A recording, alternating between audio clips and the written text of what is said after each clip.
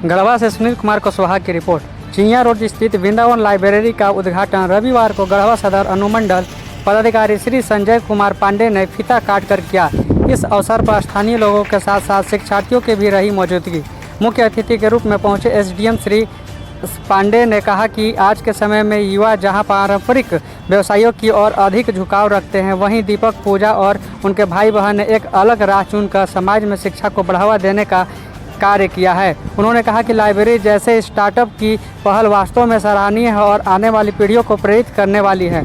उन्होंने कहा बिजनेस तो कई होते हैं, लेकिन इस तरह का शिक्षा केंद्रित स्टार्टअप न केवल युवाओं को लाभ पहुंचाएगा बल्कि एक सकारात्मक वातावरण भी तैयार करेगा। उन्होंने दीपक पूजा एवं उनकी टीम को उज्जवल भविष्य के लिए शुभकामनाएं दी और विश्वास जताया कि यह लाइब्रेरी छात्रों के लिए एक उपयोगी केंद्र बनेगी।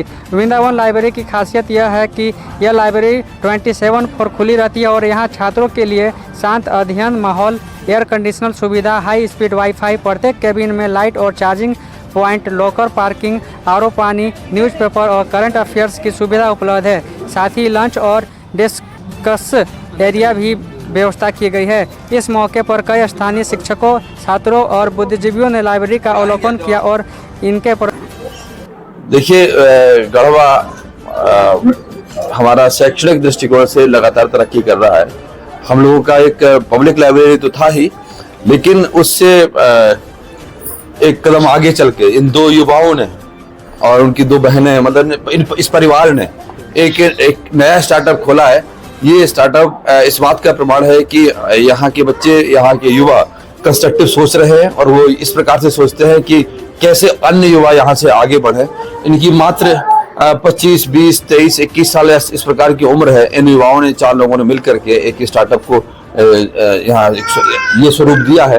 तो निश्चित रूप से गढ़वा के जो छात्र छात्राएं हैं, खासकर प्रतियोगी परीक्षाओं की तैयारी करने वाले जो बच्चे हैं, उनको एक अच्छा यहाँ माहौल मिलेगा। और किसी भी क्षेत्र में हम लोग जाएं, लेकिन शिक्षा हमारा जो है मौलिक अधिकार तो है ही है, लेकिन हमारा वो बेस होता है, एक आधार होता है। तो आधार को मजबूत करने के लिए लोगों ने एक स्टार्टअप खोला है।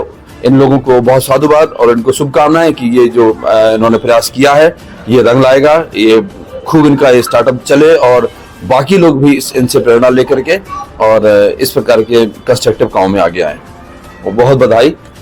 सर, इसमें कुछ मान लीजिए सरकारी संस्था के हिसाब से कुछ सहयोग मिल सकता है सर पर? नहीं, इनका निजी स्टार्टअप है, सरकारी पब्लिक लाइब्रेरी तो अलग है।